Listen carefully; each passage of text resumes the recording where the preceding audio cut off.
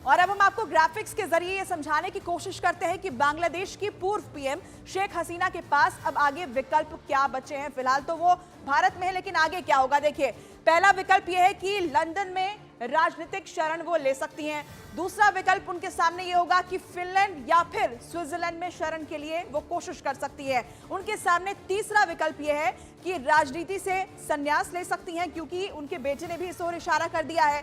चौथा विकल्प भारत की मध्यस्थता से वापसी का रास्ता भी उनके सामने खुला हुआ है। तो ये चार विकल्प फिलहाल उनके सामने हैं। अभी वो भारत में ही मौजूद हैं, लेकिन आगे क्या करेंगी इस पर लगातार निगाहें बनी हुई हैं। और बांग्लादेश में हिंसा की शुरुआत जुलाई में हुई थी और इसी दौरान प्रदर्शन की अगुवाई कर रहे 6 लोगों को डिटेक्टिव ब्रांच ने सेफ रखने के नाम पर 6 दिनों तक बंधक बनाकर रखा था। बताया गया कि इन लोगों के आंदोलन वापस लेने का वीडियो जबरन बनवाया गया, लेकिन जब ये मामला खुला तो लोगों का गुस्सा और भी ज्यादा भड़क गया।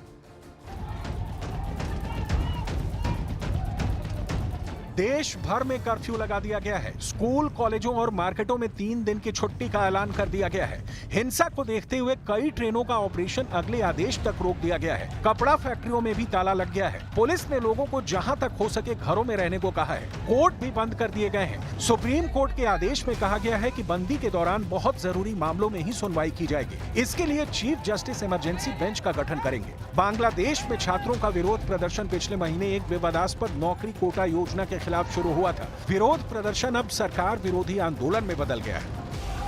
आंदोलनकारियों ने नरसिंहगढ़ी जिले में शेख हसीना की पार्टी आवामी लीग के 6 कार्यकर्ताओं को मॉब लिंचिंग कर मार डाला। रिपोर्ट्स के मुताबिक दोपहर में प्रदर्शनकारियों ने जुलूस निकाला था, जिससे आवामी लीग के कार्यकर्ता नाराज हो गए। उन्होंने प्रदर्शनकारियों पर गोलीबारी की, जिसमें 4 लोग घायल हो गए। इससे नाराज होकर प्रदर्शनकारियों ने पलटवार किया। आवामी लीग के कार्यकर्ता डर कर एक मस्जिद में छिप गए, जहाँ से निकाल कर उनकी पिटाई की गई, जिसमें 6 कार्यकर्ता मारे गए। इसके पहले सिराजगंज शहर में प्रदर्शनकारियों ने रविवार को पुलिस स्टेशन पर हमला कर दिया। उन्होंने पुलिसकर्मियों को मारा, वहां आग लगा दी। इस हमले में 13 पुलिसकर्मी मारे गए। जुलाई में ही बांग्लादेश में हिंसा शुरू हो गई थी। पिछले महीने विरोध प्रदर्शन को लीड कर रहे 6 लोगों को डिटेक्टिव ब्रांच ने सेफ रखने के नाम पर 6 दिनों तक बंधक बनाकर रखा था। इन सभी से आंदोलन को वापस लेने के लिए जबरदस्ती वीडियो बनवाया गया। जब ये कैद थे तब गृह मंत्री ये दावा कर रहे थे कि इन्होंने अपनी मर्जी से आंदोलन को खत्म करने की बात कही है। जब मामला खुला तो प्रदर्शनकारियों का गुस्सा और भड़क गया। इससे पहले शेख हसीना ने रविवार को सिक्योरिटी काउंसिल की इमरजेंसी मीटिंग बुलाई थी, जिसमें आरोप लगाया कि आंदोलनकारी वार्ता की टेबल पर आए। विपक्ष आंदोलन की आड़ में हिंसा कर रहा है। इस बीच छात्र आंदोलन के कोऑर्डिनेटर नाहिद इस्लाम ने ऐलान किया कि मंगलवार को प्रस्तावित ढाका मार्च अब सोमवार को होगा। अब सड़कों पर ही फैसला होगा। मीरपुर से हजारों छात्रों ने कूच किया। पुलिस ने रोकने की कोशिश की और हिंसा भड़क गई। आपको आगे दिखाएंगे कि क्यों जल रहा है बांग्लादेश, क्या है इसकी असली वजह। उससे पहले उस चेहरे को देखिए जो इस आंदोलन का चेहरा माना जा रहा है। नाम है नाहिद इस्लाम। इस्लाम ढाका यूनिवर्सिटी का स्टूडेंट है। उसने पुलिस पर आरोप लगाया कि 20 जुलाई की सुबह उसे उठा लिया गया। हालांकि पुलिस ने इससे इनकार किया। इस्लाम के गायब होने के 24 घंटे बाद उसे एक पुल के नीचे बेहोशी की हालत में पाया गया। उसने दावा किया कि उसे तब तक पीटा गया जब तक वो बेहोश नहीं हो गया।